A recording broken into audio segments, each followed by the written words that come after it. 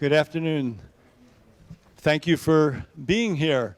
My name is John Merkel, and I have the pleasure of teaching theology here at the College of St. Benedict and St. John's University, and also of directing the J. Phillips Center for Interfaith Learning, which is the sponsor for today's event. There's our banner that tells you what we do, what we focus on: promoting dialogue, understanding, friendship, and civic engagement. And the person we've invited today is such an amazing exemplar of all of these values: dialogue, understanding, friendship, and civic engagement. And of course, that for the J. Phillips Center is done within the context of interfaith relations, because our center is the center, J. Phillips Center for Interfaith Learning. And so in today's presentation, our distinguished guest, who I am delighted to welcome, I'm delighted to welcome all of you, and I'm especially delighted to welcome back to campus Ayan Omar, who has been here before, last year, in fact.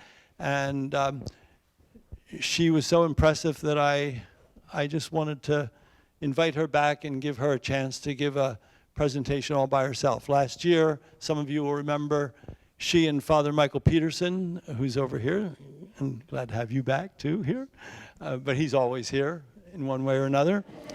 They engaged in a very informative dialogue, very inspirational dialogue.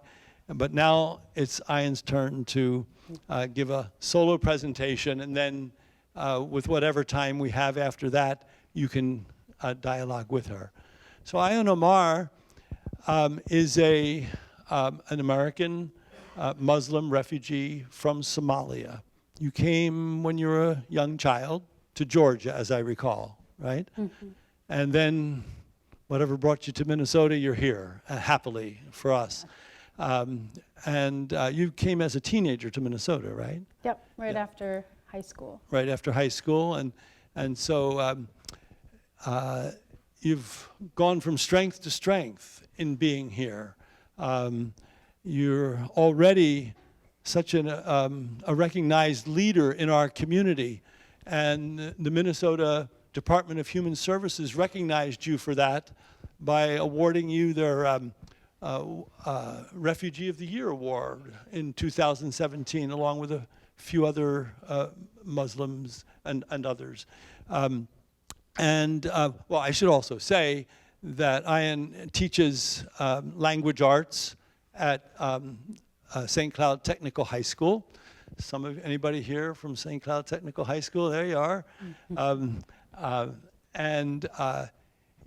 Ayan also has presented many lectures or facilitated many dialogues. For your young age, I mean, you've done so much already. And I've always been so impressed in any of my conversations with you. And the topic you're dealing with today is just perfect for what you do. And you'll see this in a little clip I'm about to show, because the Reviving Islamic Sisterhood, they call themselves RISE, they also presented Ayan with, or they recognized her, I was going to say with an award, but they recognized you as one of their sheroes.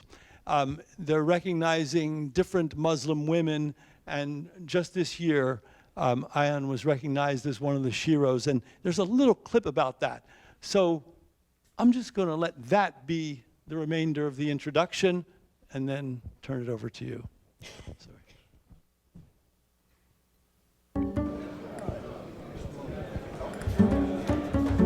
Maya Angelou, I consider her as my shero because she helped me get through high school. Ever since I read Still I Rise, my favorite line, "You may shoot me with your words, you may cut me with your eyes, you may kill me with your hatefulness, but still like air I rise." Just being a young Black Muslim refugee woman, you need to keep rising in this country in order to create permanent change. actually grew up in Clarkston, Georgia. And I grew up in a predominantly African American community. It was a school that consisted of the refugee narrative, the immigrant narrative. I was shielded from a lot of the ideologies that are present in St. Cloud, Islamophobia, as well as race issues, as well as the anti-refugee rhetoric that's so prevalent. I didn't stand out like I do in St. Cloud. My career as a teacher in the St. Cloud School District has definitely allowed me to do some groundwork, but also to be a visual representation for young boys and girls, what hard work and dedication looks like. Kids are impressionable. So what I had to learn very quickly in my career is that education goes beyond the classroom, that I had to find a way to reach the parents. So the work I do with Unite Cloud has been crucial to the dialogue and the efforts that we have going on here at St. Cloud, particularly engaging people in their discomforts. It goes beyond just the religion, the refugee or immigration policies, but it looks at race. My question is about ICE, like immigration, and how it affects Muslims. The idea that brown and black people historically in this country have been a second-class citizen. Because stereotypes have consequences for us. I get to play a role as one of the speakers. Think of any questions, lingering questions, whether it's about reading. Where I am able to travel to Little Falls or travel to Ricori and lend my voice and first address race, then work my way down to Islam. I quickly found that the reward, the response, you get hugs at the end, people are grateful that you're willing to be vulnerable. And then I just continued, and I wasn't doing anything different, I was just saying who I am. Please join me in welcoming Ayan Omar.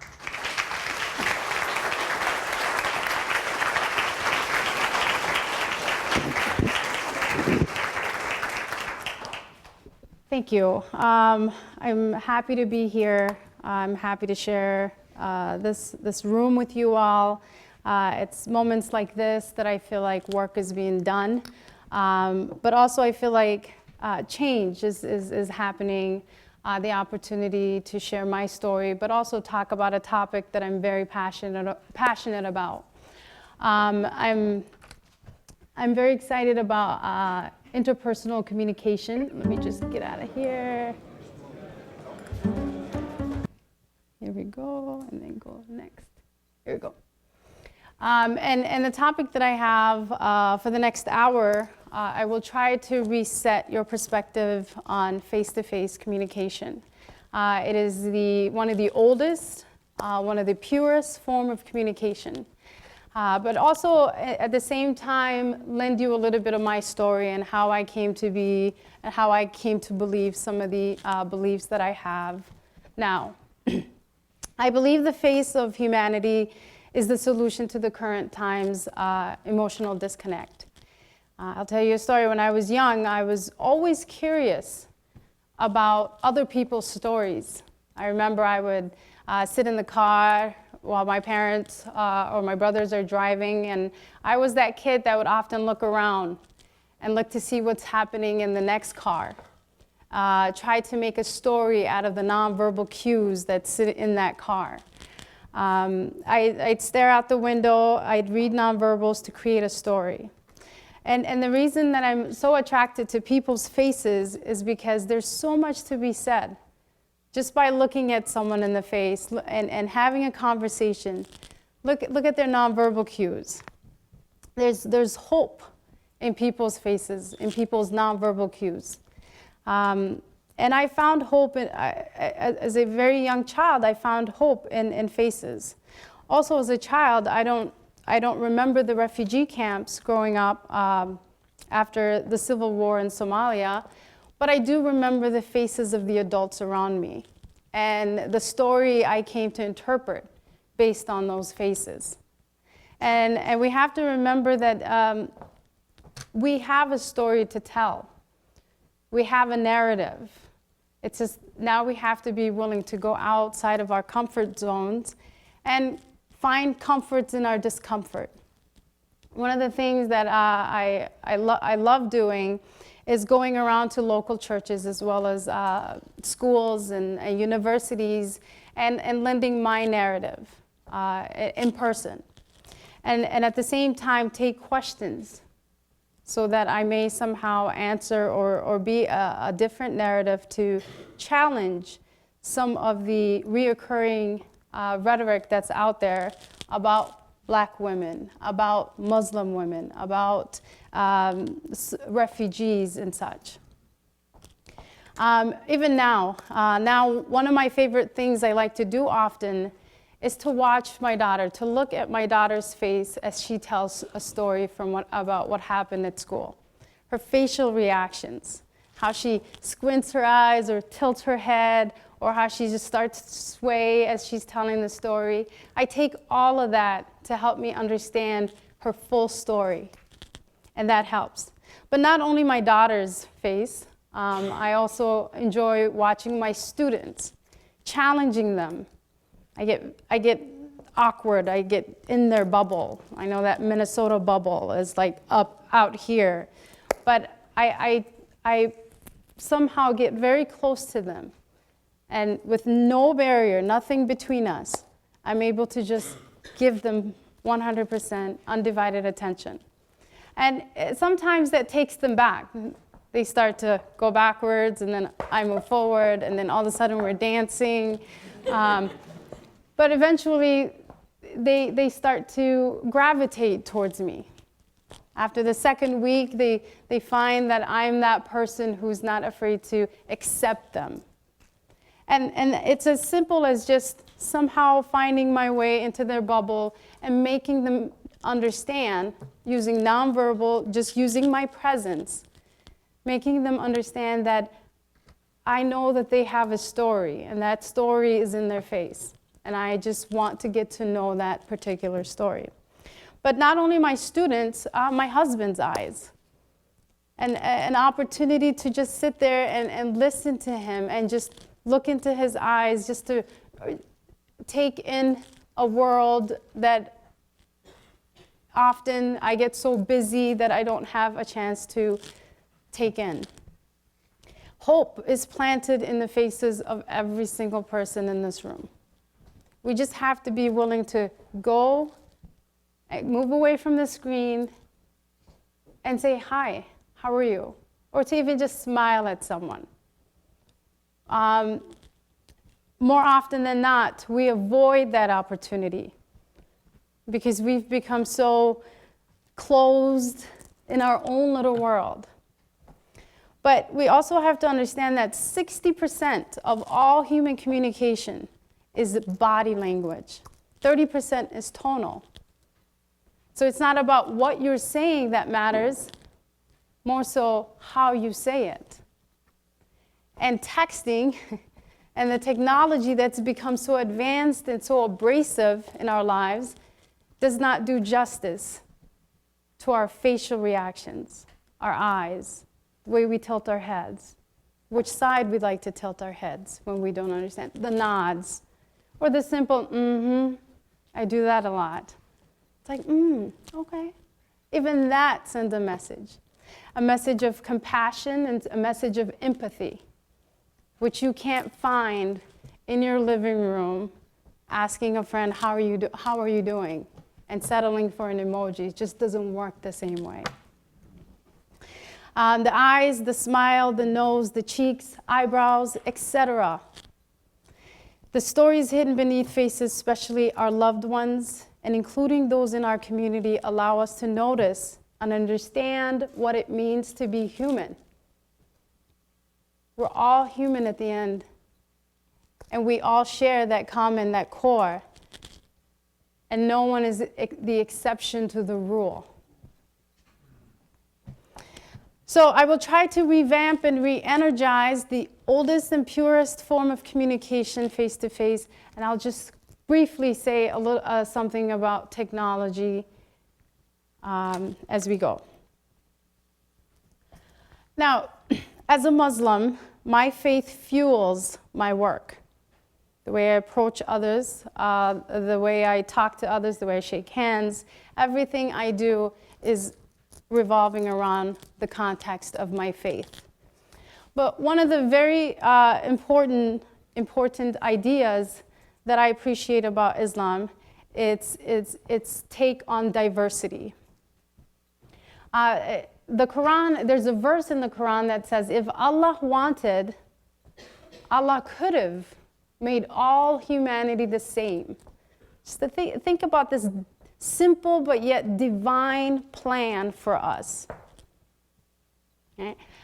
But out of divine design, God chose to create diversity so that you may get to know the other on a human level, heart to heart.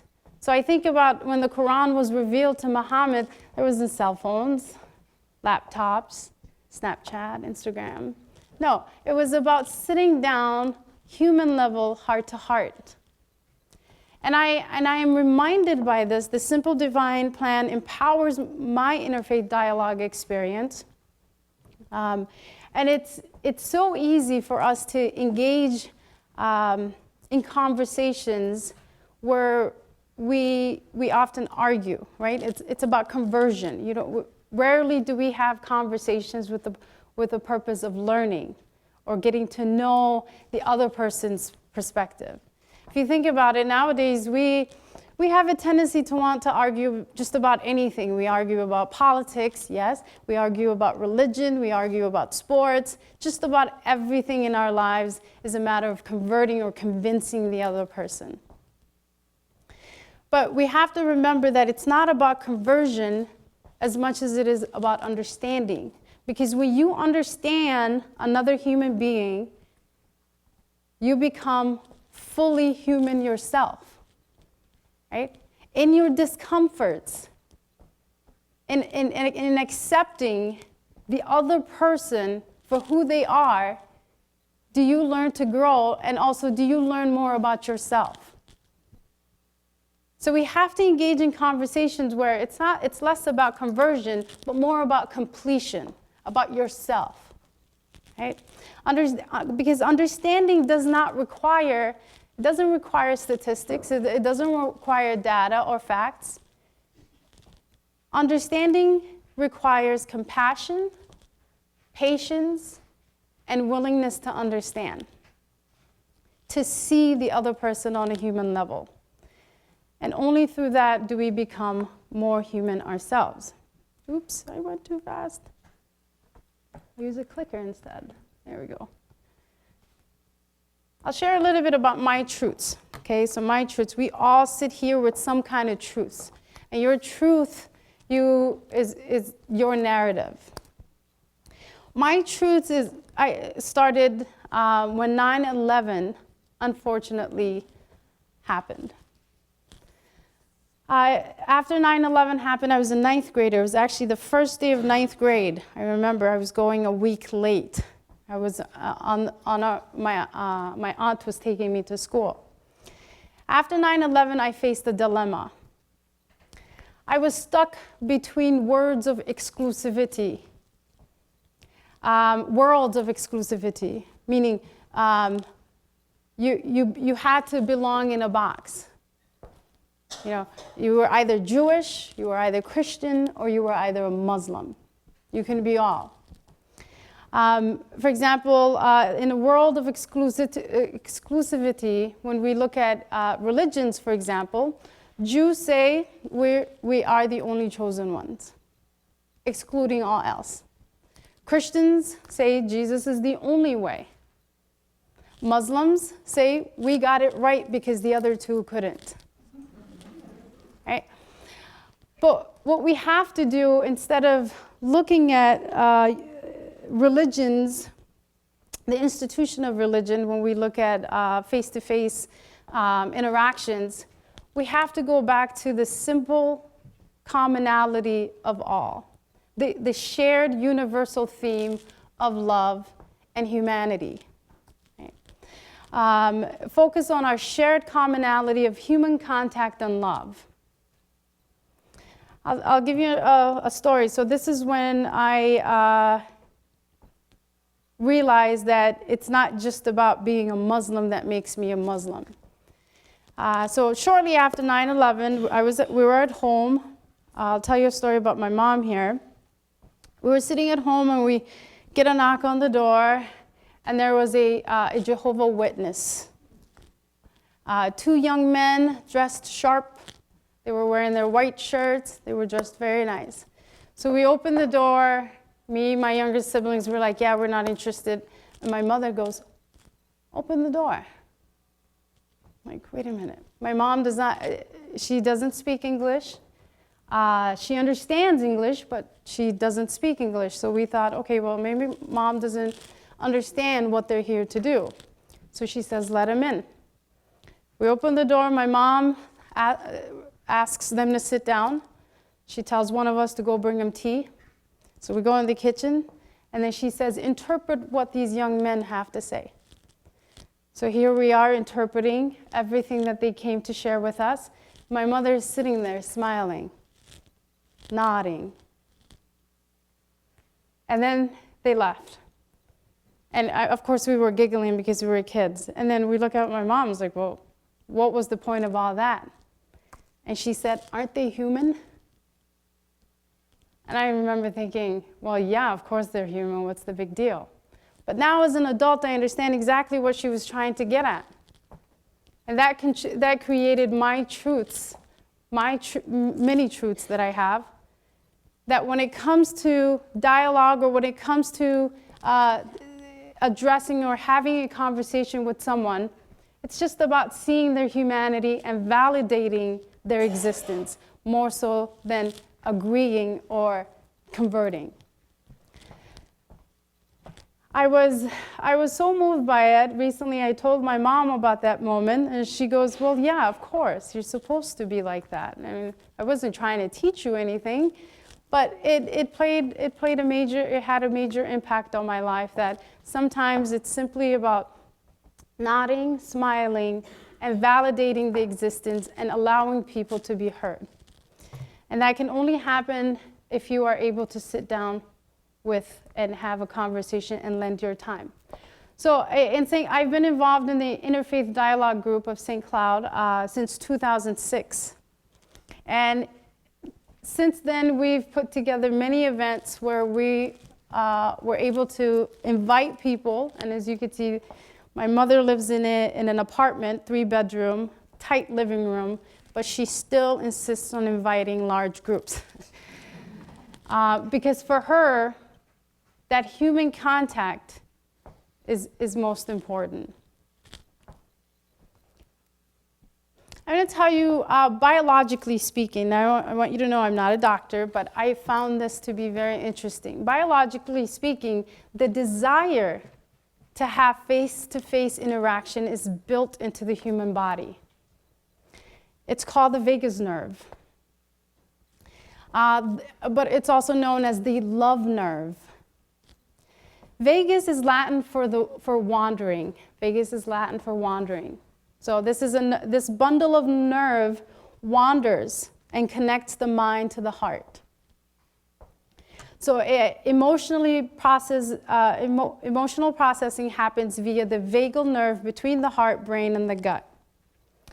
The vagus nerve is most active during face-to-face interactions. For example, if you're a nodder, you can go ahead and nod as you're listening. If you like to smile during conversations, just to let the other person know you understand. You tilt your head, you squint your eyes when you don't understand something, or you if you're like me. That is your vagus nerve working. The vagus nerve carries our humanity to the surface level. So our feelings, how we feel about the situation. It's nonverbals. It's however you are feeling, it shows, it projects. And it allows us to communicate our feelings, but it also builds empathy. And empathy is very important because when we have a strong, when we're empathetic to other people, we build a strong community. Right? So we can't settle for things we are reading or what people, we can't settle for secondary source. We have to be willing to go and have those conversations, but also activating and working your vagus nerve has health benefits. Those who practice face-to-face and you're activating your vagus nerve, your immune system, you fight off anxieties, emotional health, mental health problems. So when we share a smile or laugh with someone face-to-face, a noticeable connection emerges, forcing your gesture to somehow connect with the other person's gestures. Just think about the last time you were involved in a personal contact or personal conversation with someone. And just recall how you felt. Recall what your nonverbal cues were like. And that's biochemistry. We mirror each other, mirror neurons. We send good vibes to one another. So building your capacity to empathize and build trust in other, you can also improve your health, community, and the world. And again, I'd like to emphasize empathy, right? Your ability to see the humanity of other people, but empathy, the ability to consider the well-being of others in your community, also universally, matters. Is how we connect with one another. It links directly to the nerves that tune our ears to human speech, coordinate eye contact, and regulate emotional expressions. So empathy allows us to build community. So here's where I get to, is technology killing the human touch? Now, I want you to understand I'm not anti-technology as much as I am having some kind of structure when it comes to technology. Technology has some great benefits. The ability to have FaceTime with my sister in France rather than sitting down and writing a letter and waiting for a week for her to get the letter. So such advances are also important for us as humans to evolve. But also, my goal is to just remind you not to get lost in that. It's so easy to take our friends for granted. It's so easy to take our family for granted. You're in the middle, you're having dinner with a friend, but yet you can't put your phone down. What's happening then is we're devaluing their existence as we sit there paying attention to our phones. But a recent study found that phones can keep us from even exchanging brief smiles with people we meet in public places. And we all know this too well. You're waiting for the bus. You'd much rather do this than have a conversation with the person who's waiting too, right? Or you're walking to class, rather than recognizing the person who's also walking, you'd much rather do this. It's almost a social avoidance, right? But a body of research has shown that we might just be shortchanging our own happiness by ignoring opportunities to connect with the people around us. An article titled, "Is Technology Killing the Human Touch?" A 2014 study. I'll share this with you very quickly. They titled this The iPhone Effect, the quality of in-person social interactions in the presence of mobile devices. Okay, I'll just read to you what they found. So the study looked at the effects that phones have when people talk face-to-face. This study observed 100 friendly couples having a 10-minute conversation while their phone was present. Researchers noticed that the individuals still continued to fiddle with their phones. Now, when those same couples conversed without a phone, their conversation resulted in a greater empathy. So 100 friendly couples, they're all sitting there having a 10-minute conversation.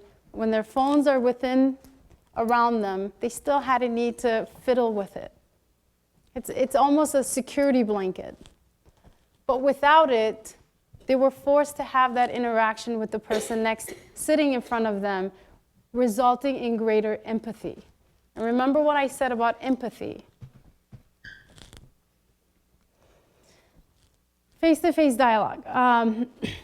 I'll share a quick story here with you. One of my favorite quotes from Nelson Mandela reads, "The best weapon is often to sit down and talk."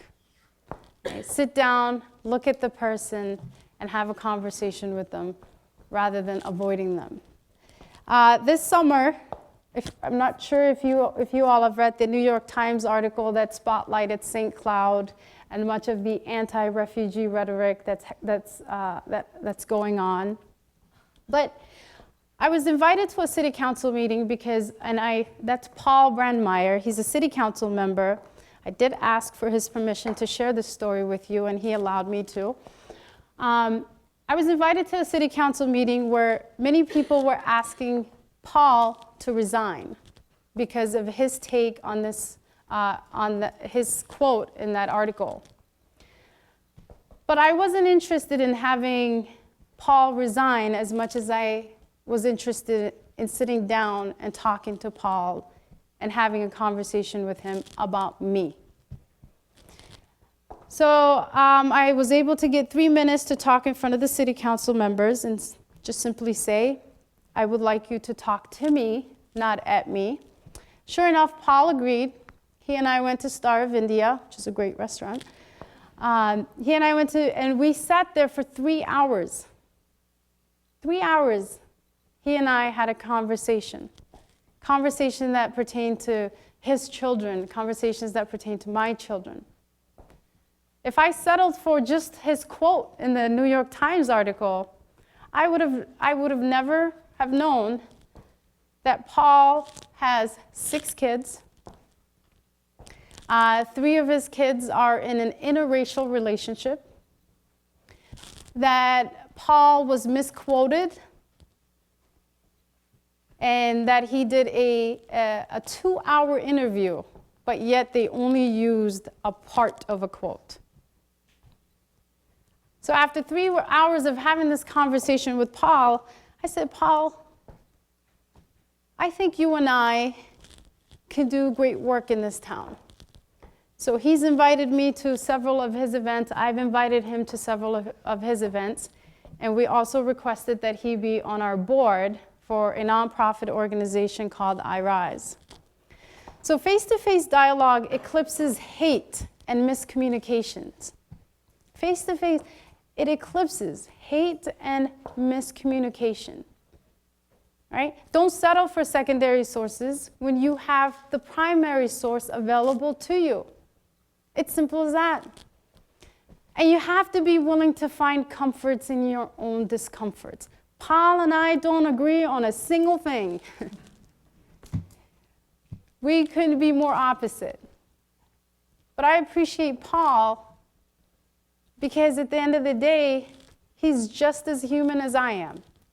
He has kids, he has bills, right?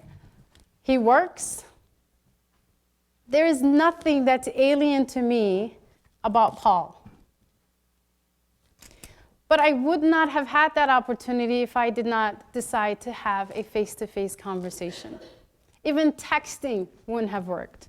Even over the phone wouldn't have worked because I needed to be present and in his presence. So face-to-face is inclusive. That's something else I absolutely love about being in presence and present. There is no digital technology creative enough to capture the subtle, unspoken words in the human face. We know that emojis just don't work that way, right? The contextual background of human contact cannot be appreciated in an emoji, status, a Facebook status, a Snapchat status. I think Snapchat is up to, I don't know how long the videos are, but it doesn't capture the context of that person's existence. Technology is unequipped and unqualified to tell the narratives hidden in the face. Also, a happy life is made up of high frequency of positive events and even small positive experiences. Next time you're waiting for the bus, rather than spending that time on your phone, I challenge you to have a simple conversation with the person next to you. Or if you're on the bus, I challenge you to look up and say hello to someone.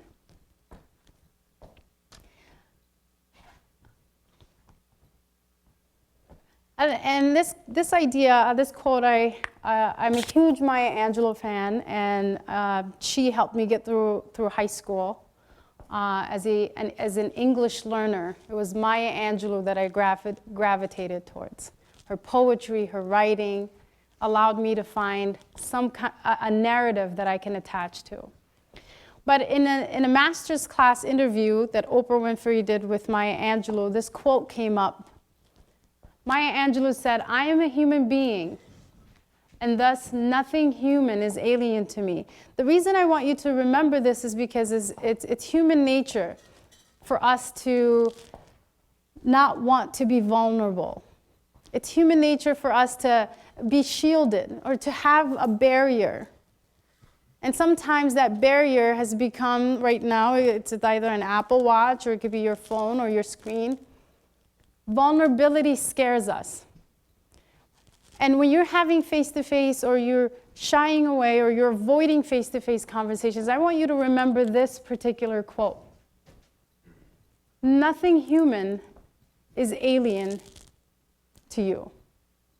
If you feel vulnerable, they feel vulnerable. If you're scared, they're scared. No one is the exception to the rule. And understanding that that's what makes us all human will probably somehow, push you to, okay, I'll be the first to say I love you. I'll be the first to ask him or her on a date. I'll be the first to say I'm sorry. So just understand that at the end of the day, we're all equipped, built the same way, and someone has to take the initiative. This is my last slide. We must be willing to smile and give a smile. Right? Because when we're able to smile or when we're able to laugh, we feel good. And considering the context in which we're living in, where we're required to pick a side or pick a corner, or you are required to only function in the box that you're put in, remember that when you could share a smile or a laugh, we are able to somehow create a community. Because as we all know, I teach Shakespeare, comedy always eclipses tragedy, right? Comedy always eclipses tragedy. So if you can laugh, and if you can share that laughter, if you can smile and you can share that smile, and face-to-face interaction gives us that opportunity to see human and be human without a barrier. Now I have an activity. You guys will humor me and just go along with it, right? All right, here's my activity. What I would like you to do is just go ahead, if you have your screen open, just close it up. If you have your books, put it down on your chair. I would like everyone to stand up.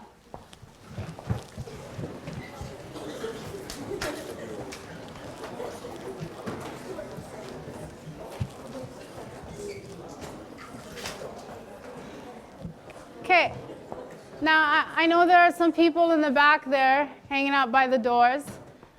You'll also be required to participate. I know you can hear me even if you can't see me. What I would like you to do is travel across the room find someone new and stand by them, because I have a part 2 to this activity. So travel across the room. Let's do this. I'll do a minute. Ready, set, go.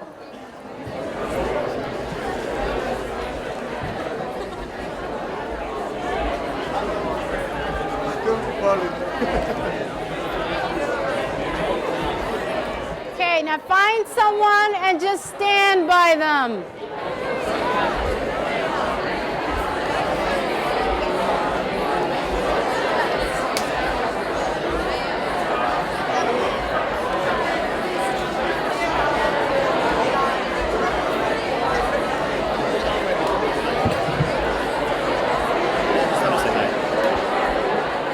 Good. Oh, thank you. Yeah. Yeah, go find a stranger. Have you picked a stranger to talk to? You got one? You got one? Okay. All right, now if I can have your attention.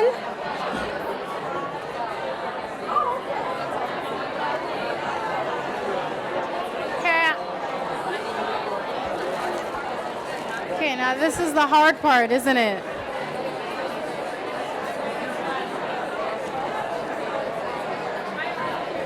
All right, if I can just have your attention, I have a part 2.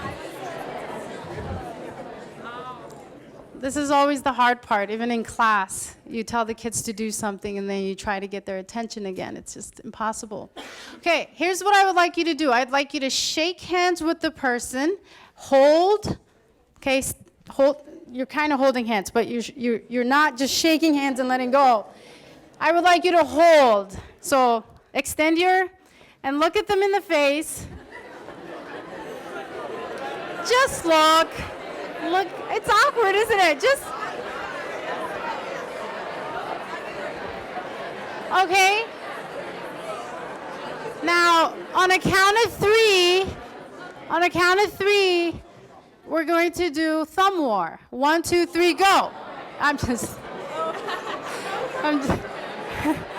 best out of 3, thumb war.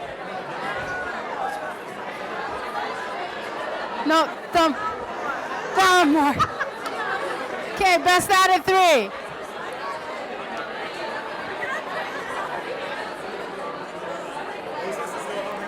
Okay.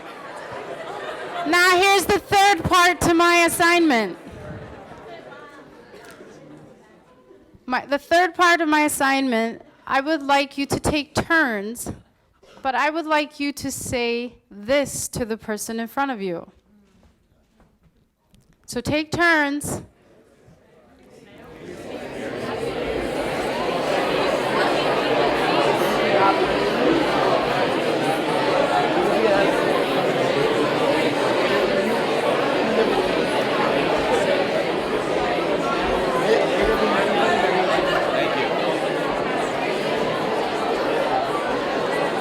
So did Dad point out, like, I lived in this school?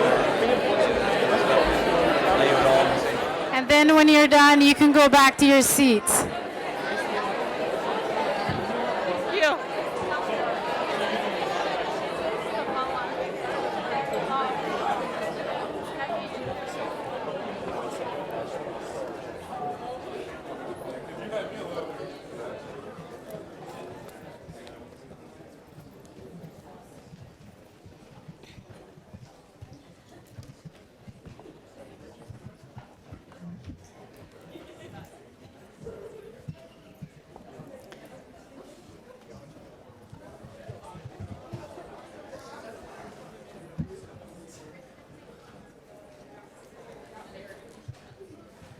Okay, now, if you take anything away from this evening, this talk, let it be that you're pretty good at thumb war. But let it also be that if you felt the vibe in this room, or you were in tune to your own feelings during that one-on-one, or during that moment where you were looking at each other, got a little awkward at first, but at the same time, I think you understood that looking at someone in the face does have connotations, implications, and feelings attached to it. if you're ever given the opportunity to sit down and have a conversation with someone, I hope that you take it. Thank you for your time. I really appreciate you.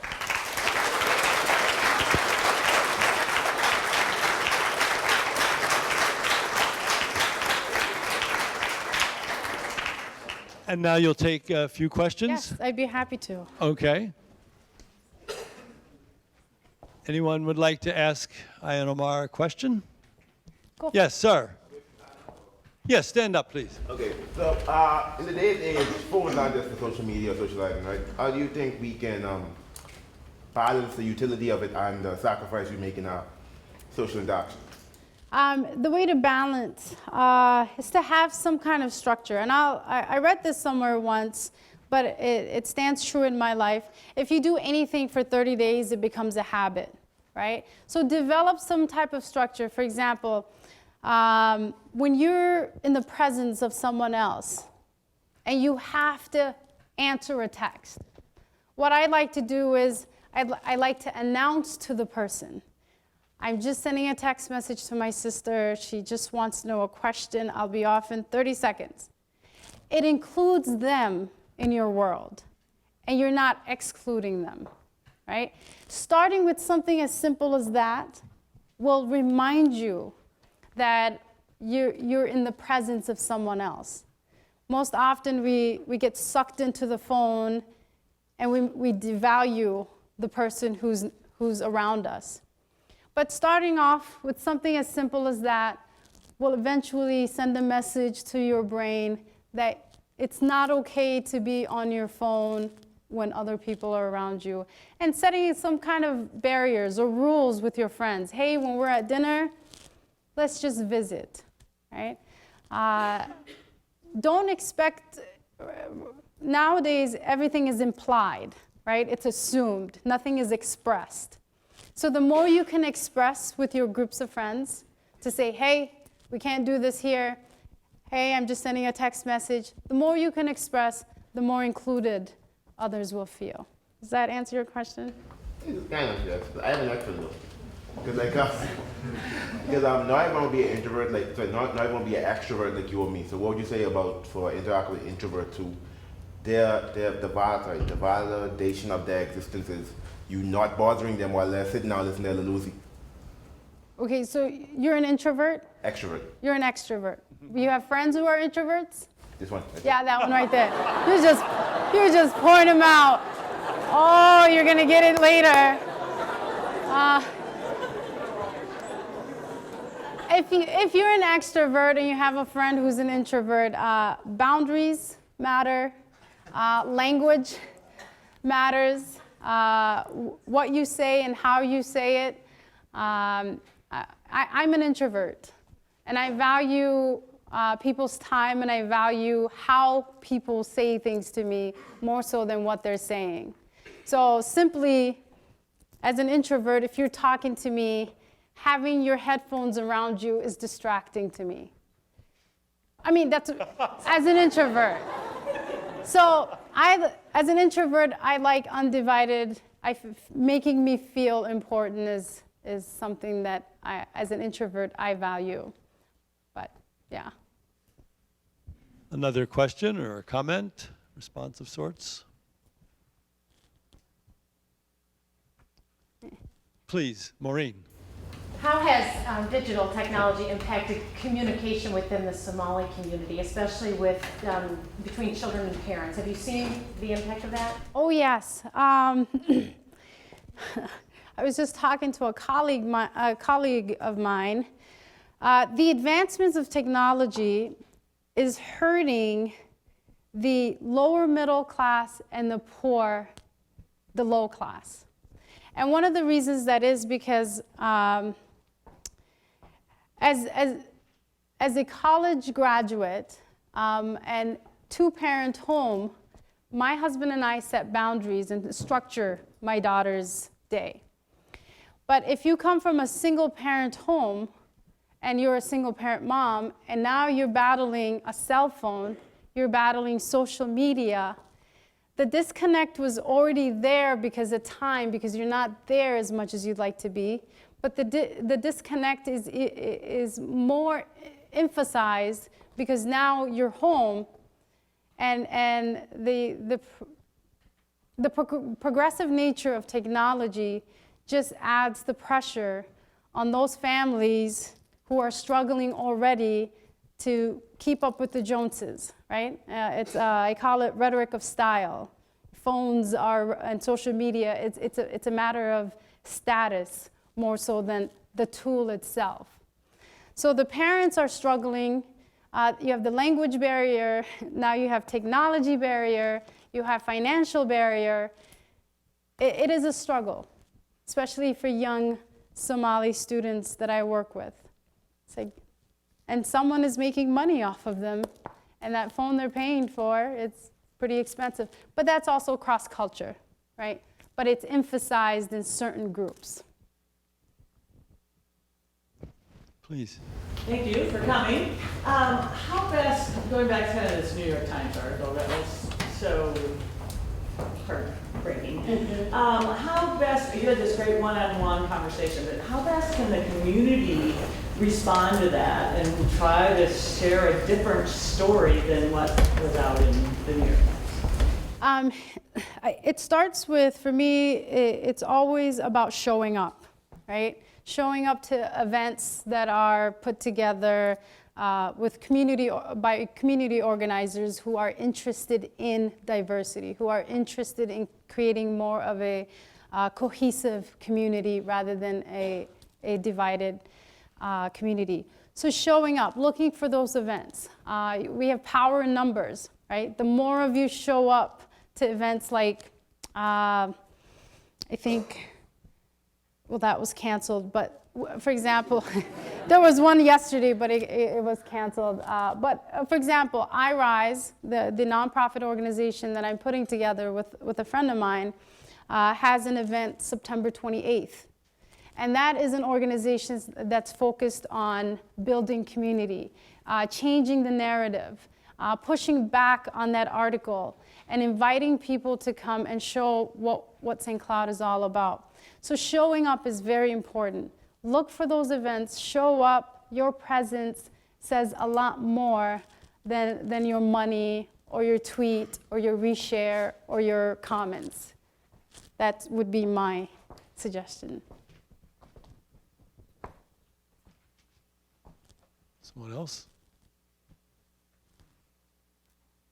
Please. Do you want this? I'm not taking it all around because I can't get some of it. Yeah, I just try to express myself clearly, but English is not my home language. I just want to express, as you mentioned, face-to-face communication is of vital importance. But there is, and from my own experience, sometimes I think maybe in some certain situations, I think not face-to-face is more useful.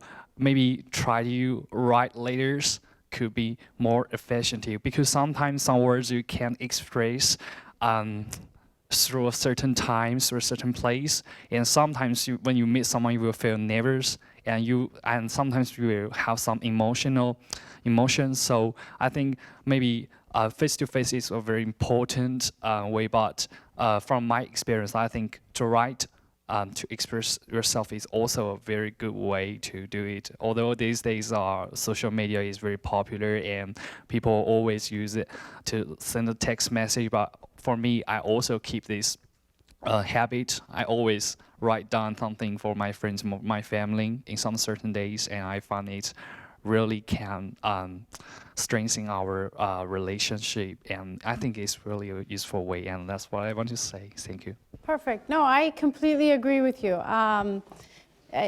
Not to push anyone into their discomforts, right? I'm not just tell you to do it. You have to, you do what you feel is right.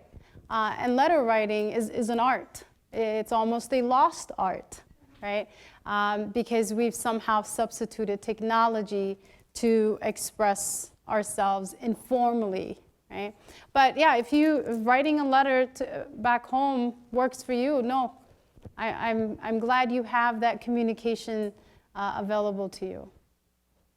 Yeah, absolutely. So, may I ask a final question? Absolutely. I know that you have been deeply involved in interfaith dialogue, not only through the group that you're a part of in St. Cloud, the Muslim Christian dialogue group, but also, as you indicated earlier, going to many churches in the area, and also just many times one-on-one.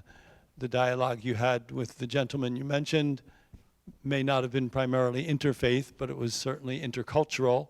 But can you just close with a word about your ideas of face-to-face encounter and how important that is to interfaith? What are we missing in interfaith relations if we don't have the face-to-face encounter, and what do we gain from those encounters? Yes, we just have to remember, when it comes to interfaith dialogue, there's so much to unpack, right? We have to unpack what the culture tells us about that religion, what our own childhood, our own experiences tell us about that particular religion. But you have to unpack the box that you're in first. So much of interfaith dialogue is internal. It's reflective. It has to start with you. If you don't feel comfortable with yourself, it's difficult to accept someone else, right?